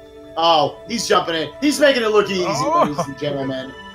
That is a 2D shortcut. He did that blindfolded, in case you didn't know. What? 2 hands tied behind his back in a shark tank. Did it with his feet. Can you believe it? Now, I tell you what, it may look like Spooky may not necessarily win this race, but Spooky is almost 2 minutes ahead of his PB right now. The last again, I called his last race. Man, JKB is like right borderline on he could PB by like a second. Spooky, last time I called a race, it took him about 5 minutes to get moon skip. But I'm seeing he's playing with a lot more confidence today, a lot cleaner play. I'm rooting for him in here. Big John, what are we feeling? First try, second try? What are we thinking here? Man, first try, man. We are going for it. First try, no problem. First try. Team positivity here we got in the call. I'm going to go first try as well. Let's see if he can get it. We also got MoveFish moving into the escape sequence himself. JKB trying to snipe away the last couple of shots of those blocks, getting blocked by other rocks. All right, and he is up. This could be a very, very tiny PB right here. It sure is. See. I don't know if it's quite a 110. He's going to be jumping in and then shaking like a magnet. I believe we are seeing a very tiny PB here. Let's go. Don't fail us now, arthritis. 110.59 on his splits, ladies and gentlemen. I tell you. That is, man, JKB. He is 2 for 2 on winning his tournament matches and 2 for 2 on PBs in said matches. So, I mean, that's playing like a monster right now. Yo, my boy Spooky up there. I actually was looking at JKB. I don't know if that was first try or not. That timer was kind of early. It might have been slightly early. I wasn't going to say anything. Trying to break that 111. You know what? Yeah, that is also true, though. There is a lot of people have capture card delays. Yeah. That'll affect up to like 2 seconds, so... But nevertheless, a really good run there with, whether 110 or that super low 111, man. He's taking that match there over Spooky, who's starting his final Balderfeld, and on the bottom, you've got MoveFish about to wrap it up here. Again, gonna miss this PB by probably about a minute or so. Coming up here, gets up. Once you're up on the final platform, you're safe to go. Just slash that block as fast as you can. Avoid the falling rocks to avoid the damage animation. And then shake like a madman and get out of there. We do have zierse here on the bottom right trying to get back up. Looks like might have had a little bit of trouble getting to the first brutal, but was able to save himself. Very nice job. That's underrated. Pretty good job there by him. Looks like he lost a little bit too much height, though, so he's going to have to get back up. He's going to have to wait for a bird to come down. Yep. And by the way, congrats to MoveFish out the way, who wins his match as well over zierse with that 112. So congrats to him as well. GG's in order as well. GG to both JKB and MoveFish. Holding serve, the seeds holding position, what they need to do in these tournament matches. But again, we're seeing good performances out of all these players. You're hoping zierse can finish off this boss. He definitely has a big PB at stake right here. If he can avoid losing too much time, that's a bit of a mistake right there. I always like to not go for the control shake flick up when you're going from that third gap, from that third leg hole. Yeah. Because the face just will like to push you out and away like you're seeing right there. He needs to just do a normal flick up to the left or the right, depending on the positioning. And then it's interesting. The wall regularly. You know, it's interesting because even now, you still have a couple of ways to do this fight. You can do like you saw, break the legs, or try to use those little wooden circles to work with, which unfortunately you don't have all the time in the world because even they close up and you have to wait until the cycle resets itself. And of course, as you saw Spike just say, get bonked by the face. As if the ears weren't bad enough, the mouth would just knock you back down too. So we do have zierse able to get those attacks with the bombs. He is up here. He's got 2 more phases he's got to take out. Moon takes about 7 minutes, I think, depending on how solid you are at it. His PB's a 124. He still has a PB. He has a chance at one if he can get this hit. Ooh, ill-advised, trying to go for the ground pound while it's moving. Able to get it, though, fit in before the 4th hit. Losing just too much height, mistiming those dives just a little bit. I know personally I would have a lot of troubles with them. You just got to mash that dive animation. You got to mash it out. Make sure you lose as little height as possible. Sim down here, 2 health, not in danger of dying yet. Obviously, death would be the worst possible thing. Going to try to get himself a Pokio back and try to climb up his way. Let's see if he can avoid the same mistake. Ooh, unfortunately missed the poke into the leg. Down to 1 health now. Now we're in trouble, ladies and gentlemen. Yeah, making the smart decision. Let his Pokio, just leaving his bird back there. He's running around. He does not want to take a death. He left those 2 rocks here just in case bad things really happen. So, just not a fun part to be in. Having to do these little circular things, and oh man, it's pretty rough. He's going to have 3 bombs come out, and then he's going to have to go around the side. He's actually not going to go up and get the bird right away. He's going to knock the heart back to be at full health, playing this completely safe. This very well might be costing him a PB right now, but right now probably just doing everything he can to survive. Ooh, getting stomped on right there. Holding his bird. Okay, he is able to get up. Might have heard my advice. Took the up left or upright flick. Again, that face is very annoying. It'll just kind of bounce you far enough away. Is able to get the final hit. This should... it's going to be tight now. He still could get up to a minute PB. Obviously, he still has to execute the Moon Kingdom. It was a little scary because he actually... I think he tried to go for 2D skip and almost died, but he managed to save out, and it looks like it is going to result in a PB for him for maybe around 90 seconds. Yo, GG to Spooky with a 116.34 we're seeing on his splits right there. Again, the tournament will take whatever's in the SRL timer. But GG to Spooky, you can't complain. PB by a minute and a half, and your opponent PBs, and they were the higher seed. I mean, he did all he could today. That is great stuff. I said he was a 115 player, produced a 116 today like it was nothing. He's going to have 1 more match in his pools. Exciting to see what he's able to improve on, whether he moves on in this tournament or not. Yeah, that is definitely GG. Yeah, even if you lose the race and you still get a PB, obviously you're getting better at the game, and you can't go wrong with that, my friends. You really cannot. No, you can't. All right, here we are. We have 3 of our players. 3 of our 4 peaches have been saved. Let's see if we can go get 1 more with zierse, maybe in fastest time he's done. Again, rechecking what that PB for him is. Looks like zierse has a 124.18. Might be close. I'm not sure. That Mecha Brutal wasting multiple minutes for him. Not sure if he'll quite be able to pull it off, but we'll pull for him either way. Definitely. Certainly. Produced. Actually, no, this is his first race. I was mixing him up with Spooky, so... it's not too big of a deal for him. I mean, this is his first of 3 pools matches, one that he was kind of expecting to lose anyway, and not a bad performance here. He needs to definitely work on the Mecha Brutal.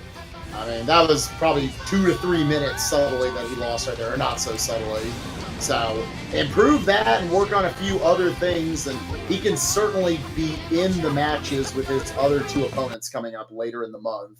His tournament hopes are still very much alive, only losing to the top seed right here. Yeah, definitely that. And hopefully you'll see what zierse going to do. Let's see, maybe he can bust out this first try moon skip, It can be definitely a comforting feeling when you nail that the first try and say, okay, I got that going out the way for me, We'll see what he's able to do. Trying to maintain that P speed off the Rocket Flower by fitting in those jumps, carrying it pretty much all the way over to the Sphinx. Gotta get up on the Sphinx. Let's see if he takes a more conventional camera angle here. Yep, ground pound. Let yourself fall a little bit, then throw it. With the bit rate, I can never tell if they're getting it or not. Yeah. So I'm just kind of like, all right, until I see them kick off that wall, I have no idea. Yeah, Not quite able to get it first try. Try it I one think more he time. might be throwing the cap a little too early. Yeah. You want to actually let Mario start to fall just a little bit. Then you throw the cap to get that maximum height off of it. Yeah, right at that peak there. Just over it. So yeah, he could tell he wasn't going to get it there. Ground pound jump again. 4 fails on it already. Again, if I can point at something, yeah, he's definitely just throwing the cap too early, so he's losing too much height. Oh, looks like he is able to get it on the 5th try, though. Again, I can only see so much because of the bit rate. Yeah. And he is able to get up a little bit of an awkward camera angle. He's going to be heading up to Bowser. Maybe? I'm actually not sure. I don't know how long it takes from here. Yeah, it's going to be kind of close here. Now, of course, you all, if those don't know, this is skipping a pretty significant section of the game here. We're talking about multiple minutes here by doing that versus, taking the, the intended path type thing. But it's not just no ordinary swag thing. This is a major time save. Hopefully, he can take advantage of this on this fight here. It's going to be, I don't know, it's going to be close, as you said, man. Gonna have Spooky get here into the call with us. We can do a little bit of a post-game commentary with him as we see if zierse can finish off this PB. Hey guys. Hey! Now, Spooky, I remember calling your first match, and I said, this guy is a 115 waiting to happen. You almost fulfilled the prophecy in just one more race. How you feeling right now, dude? I'm feeling really good. I was able to control my nerves this time around, so it was a lot better. Even though, the time that Thejkb has is faster than Pooh Bear's this time. I was actually I was confident coming in. So yeah, it was really nice to see you put up that 116 after the 120x that you put up in the last race. It was just so many things, right? Even down to the moon skip. Moon skip took you like 5 minutes the first race. Not calling you out or anything. No. But now sitting here, first try, I believe it was. Yeah, it was first try. Yeah, that was definitely exciting to see. So what's your feeling now going on? What's your... are there specific sections of the run that you want to go look at and try to improve on? Or is it kind of just all over the place you want to look at? I need to... Well, today coming into the race, I was worried about wooded, so I was practicing the P-switch skip, and I found a very consistent way to do it, and I got it first try today, so I was really happy with that. I need to learn the better routing for wooded, doing the climb, just getting it good. There's just a lot of little time save everywhere at the moment, but I think my biggest time save is probably going to be like my lunch can probably be a little bit faster. My ruined can be a little better in my Bowser. So like the end of the game. Yeah, those are definitely, those are all high, probably the places where every player can improve a little bit. Right. Just because they are late and they are such large kingdoms. Big John and I, we went nuts, didn't we, John, when you got that P-switch jump. The only one of the 4 players who went for it today and nailed it. Well, yeah, I haven't even tried it myself. I've just seen people do it. I'm like, man, that's pretty nice to do that. And nailed it was nothing, man. Yeah, it was. I actually practiced it for a good 20 minutes. I would just keep doing it, and people on my stream will tell you that. I nailed it probably 15 times in a row, and I'm like, I was gonna not do it just because it's like a 6-second time save if I don't mess it up, and it's like a 15-second loss if I die. And I'm like, you know what? I'm just gonna do it. I practiced it so much, and I nailed it. I was like, yes, thank God. That's some of my favorite moments. That's some of my favorite moments in speedrunning, when I see a player just say, you know what? I don't care what the risk reward is. I practice this. I feel consistent in it. Let's go. Yeah, like the Bowser's Kingdom, I learned the wall jump or whatever to get the moon piece today, 10 minutes before the run. I learned the there's another one. I was gonna do the new route for Kingdom with the first moon with the jumping down and then Cap B spinning to get the bird back up or whatever. Yeah. But I tried it like 10 times and got it once. I'm like, I'll just go the old route. Yeah, not quite there on the consistency front. It's once you kind of figure out some positioning of where to put the bird and where to put the cap, it's a pretty easy strat for sure. Zierse, the last person finishing here, was actually the only one that did go for it. He messed it up a little bit, but still went for it. So it's very precise. You have to hit the moon coming down, or you'll mess up the entire skip. And here we have Zierse, as we were talking about, finishing up. Is gonna miss the PB again. Just like Spooky, looking at a big PB in his future here, looking like he's going to get a high 124 time in the 50s. So only missed PB by about 40 seconds, less than that even. And probably lost, I would guess, about 3 minutes on the Mecha Brutal by itself. So, GG to Zierse. Yeah, and that basically gives him a nice little, time save the next time he doesn't run because, it's kind of mistakes. He can get that. A little practice. Even I can get that, and I'm bad at stuff, man. But it's stuff that, just like you said, man. I mean, sometimes you could be like this guy and just spend 20 minutes on it, and bam, you're perfection at a certain portion of the game. Some things just don't take long. This is a little. Bro, is that a little saltiness we got from Big John here for Spooky? Oh, just gotta do it for like 20 minutes. No, I'm just saying. I'm envious of your skills, man. I'm envious of these people because many people, you just don't realize, some people just have a good knack at learning games like this very quickly. Even some of the most challenging things, one person can spend hours and just can't get it down. Next person, moonskip, second try, first time. Very good. Let's take it. I'm applauding, man, because it's really good skill set to see, and that obviously means that you can really cut that time down to those those low 10s, and who knows what's beyond that. Yeah, Spooky, do you have kind of a time in mind that you would like to shoot for in the future? Is it's saying world record? Is that a nah, man, go ambitious. Love to hear it, dude. I came in when I was learning the game. I'm like, you know what? This is a brand new game. It's been out for like a month when I picked it up. I've only been playing for 2 weeks now, and I'm aiming high. There's no reason for me not to. I know that's like getting ahead of myself at the moment, but I don't see why. I mean, there's nothing stopping. It's a long-term goal, man. But let me ask you this. Is it just any percent, or are you thinking about some of the other categories, or just like the whole clean sweep? You're going to go darping on it. Take it all. So at the moment, I'm only looking at any percent. And if I get like top 10 in any percent at any point in my life, I'll probably look at other categories, depending on how my stream does, what I want to see. Okay, that sounds good to me, man. Got a plan. He's going to set his goals, man. But hey, repetition and practice, man.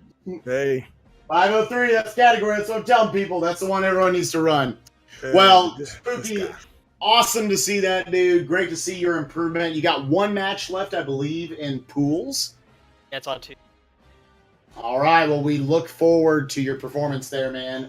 Best of luck. Your tournament life is not over yet. With a little bit of tiebreakers here and there, a couple of upsets certainly can happen. But either way, glad to hear you so ambitious about it. And we'll move on, get a few other people in here, and do some more interviews. So GG to Spooky. Right, let's go ahead and move over here. We got MoveFish. Get out the way now. MoveFish. I am envious. My name's Spike Vachita. I just want to let you know. I am envious of your name. Truly the greatest name on Twitch. Thanks. I made it when I was like, I won't say how old I was. Sorry. I made Spike Vachita when I was at least 0. So, come on, my name is simple. Big John. Whoop de freaking do. Only 1 million of those in the world. Man, MoveFish. So how'd you feel about your performance, man? How'd you feel about the race? It was okay. I was like 10 seconds ahead at one point in Bowser's, and I just died and then missed Moonskip a bunch of times. Oh, I guess you were one of the players that was. Oh, okay. I think everybody messed up Moonskip at least a couple times besides Spooky, who was just in the call. Looked like there was a little bit of troubles there. I know everyone's got their different setup for it. Can you describe what happened, or just kind of one of those where sometimes randomly it just doesn't work for you? I don't know. I think I was just not focused, and I just didn't get all the inputs right. It's just kind of like... I got tilted, so I just had to like calm down. Yeah, Just get. that's one of those things, man. It's very easy to miss a jump there, but that moon skip, it's just like if you miss, okay, just take your time, just set it back up correctly. Get that first jump off that hat. Now you got to get that one right if anything else, but eventually you'll get it, man. And the good thing about this is doing these races, it kind of gives you that practice, kind of keep you from tilting and getting a little bit impatient. You start messing up a lot because that can kill you, man. These races, even your runs at all, you're trying to get those really good times, which. You've got a 112, but that's still a good time, regardless. Yeah, a 111. Let's not sell this man short now. He's got 112 in the race. In the race, of course. Probably what you're saying. Yeah. Under the race nerves, but shoot, not like you were slouch to the game or something, by any means. I was just have a bad day once in a while, 30 seconds behind after lost, and then like -10 just shows I can easily PB. Off of this. Yeah, do you have kind of a goal in mind, not just as a PB for any percent, but maybe this tournament, maybe other categories? What are your goals with this game right now? Well, originally going into it, it was just to get world record. Yo, I'm loving 2 for 2 on people coming in here and saying, like, I want world record, man. They're not, I just want to be a solid player. Nah, man, they want tops. God, man. Everything I do, world record. But anyway, right now, my goal is probably like a 109. That would be, I think there are a lot of us here in these low 1 teens. We don't want to see that 1 there at the for the second number. We want to see sub 110. That almost sort of feels like the first like legit time that you can get. If you got a 109, you're pretty good at this game. Yeah. What's your sum of best sitting at right now? Actually went down a lot during this race just because I went through the entire run. Right now it's at a 109.51. Oh wow! So you're kind of right there on the cusp. You can do it. So. Well, GG to you, man. I'm looking forward to more of your races in the future. You say world record? Do you think you have an opportunity to do as much as even win this tournament? Can we? I mean, you're one of the higher seeded players in the whole thing. Yes, I will win this tournament for sure. That's what we want to hear, dude. You're be right honest there. about it. Yeah. Son, he's going to win this tournament with a world record run at the same time. You watch out. Yeah. Watch out. I don't know if get a 103. Get a 103. I was going to say 103. Take down Valu in the finals. I'm looking forward to it, man. Oh, yeah. Once you move fish, let's go ahead and move on. We got to get 4 people's interviews in here. We got JKB in here. JKB playing like a monster right now. Now, don't do the same thing that Ivan did. You're going to come in here, you're going to win both of your races, you're going to PB during both of them and be like, you thought the run was garbage, didn't you? I mean, I wasn't going to say that, but...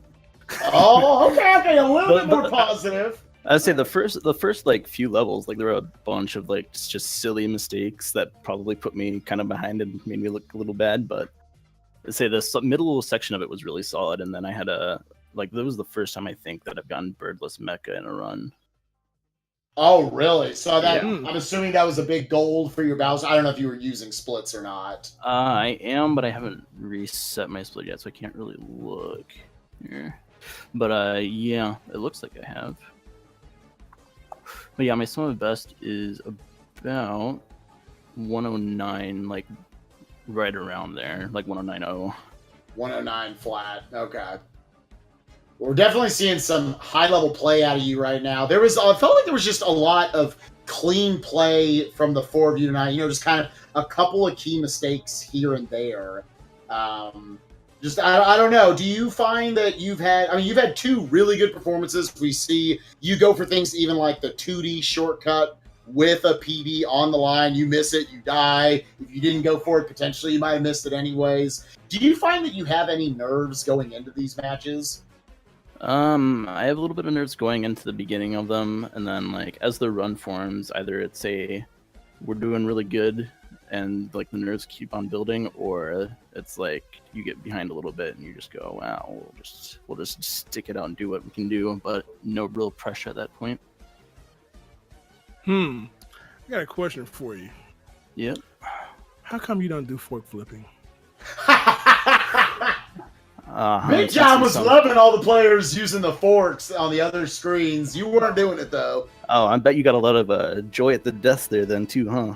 Exactly. Hey. He's like, yeah, that's what you get. Not doing forks. Man, dude.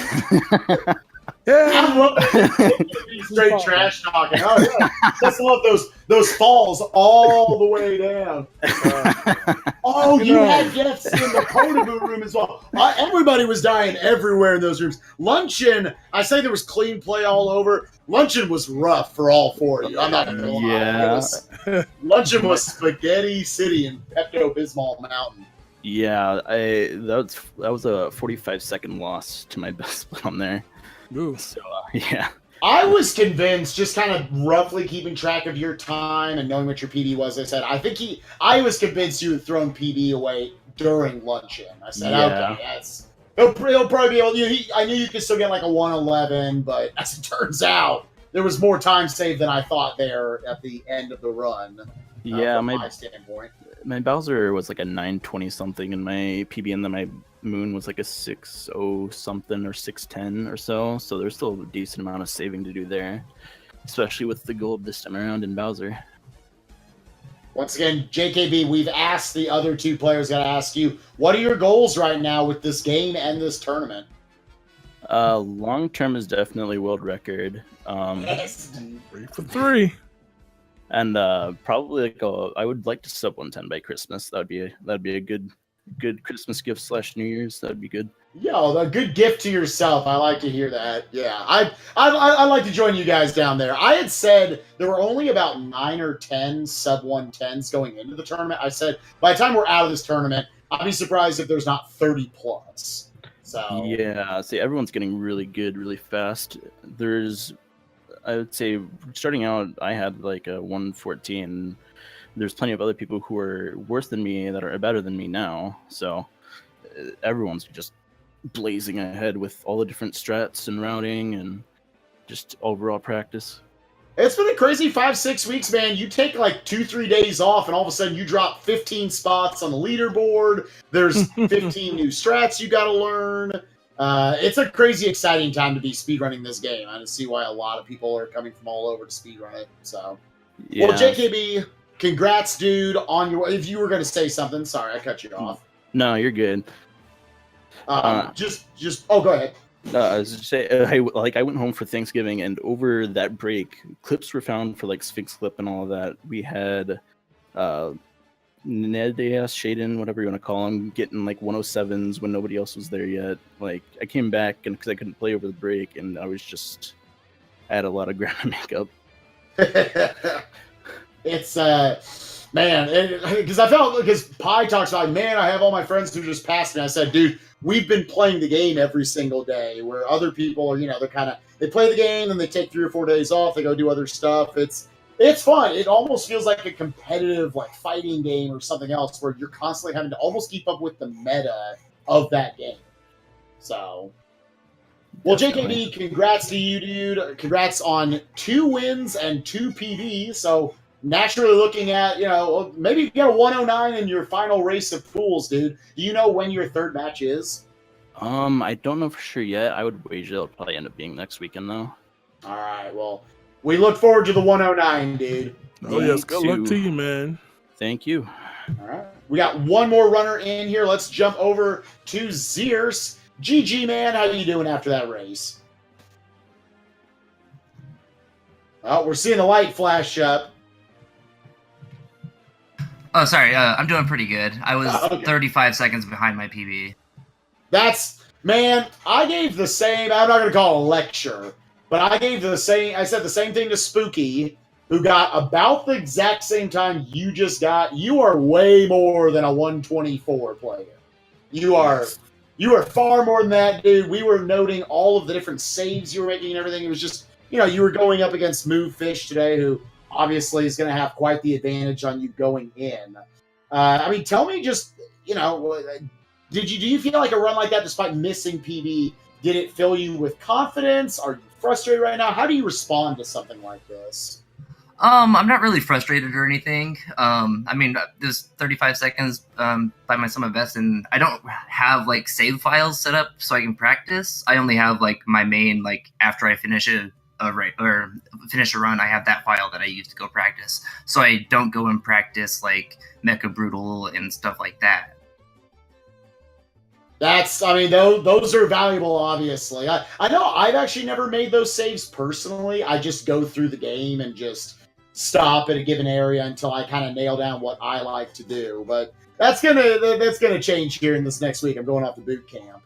Uh-oh.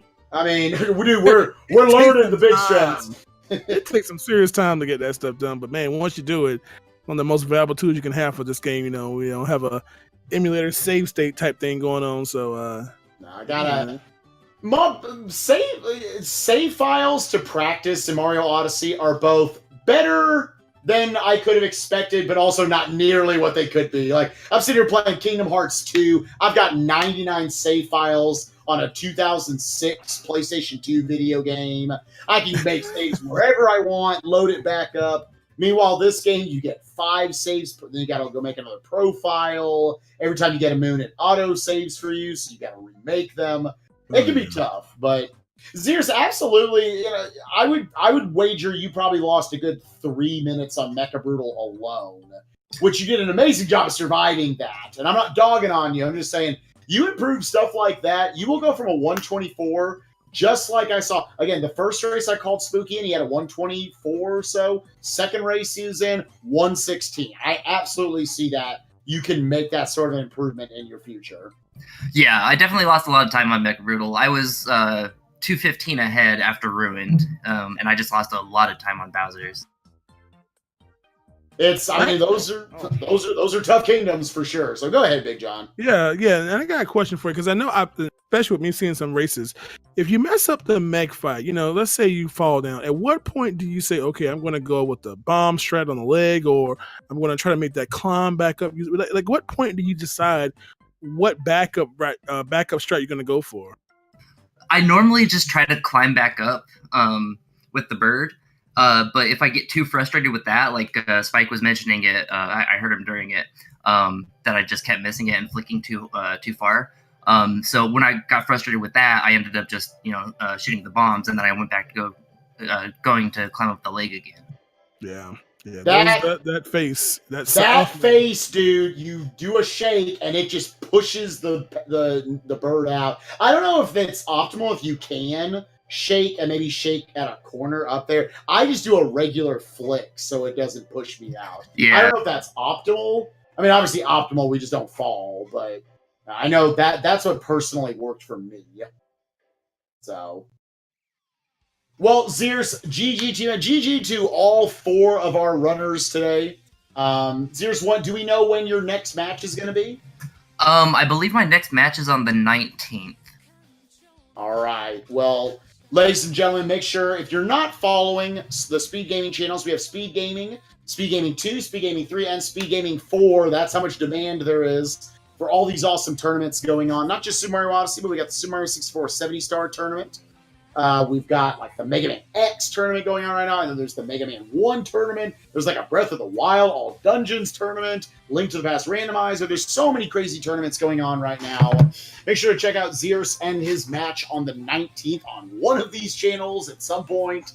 With that, I think we're going to go ahead and sign. I don't know if there's another match of whether it's Odyssey or something else we're going to be sending people over to right now. Maybe get a confirmation here in Discord. But Big John, you got anything you want to say on the way out the door? Oh, no, that's it, man. Just keep on enjoying all these Odyssey. I think you do have a couple more Odyssey races today. I think on Speed Gaming here on 2 and also on 3.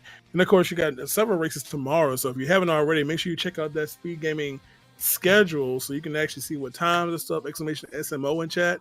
So you can see the brackets as well as the schedule, because I mean, between these 4 Speed Gaming channels, you've got a ton of content to watch, to ruin your work day and all that stuff. So, it really is, man. My internet is bad, so I can't stream, so I'm just watching Speed Gaming all day. It's great. And we do have the confirmation in chat there from Willard. We're going to be sending you guys over to Speed Gaming 1. Check out some Final Fantasy 1 randomizer. That's not even one of the 7 things I just mentioned to you guys right now. That's how much content is going on. Again, shout outs to all 4 of the runners. There were some great races today. And check out all Speed Gaming channels tonight. We're going to have a lot more content for you guys. Thanks for watching. Peace out. Peace.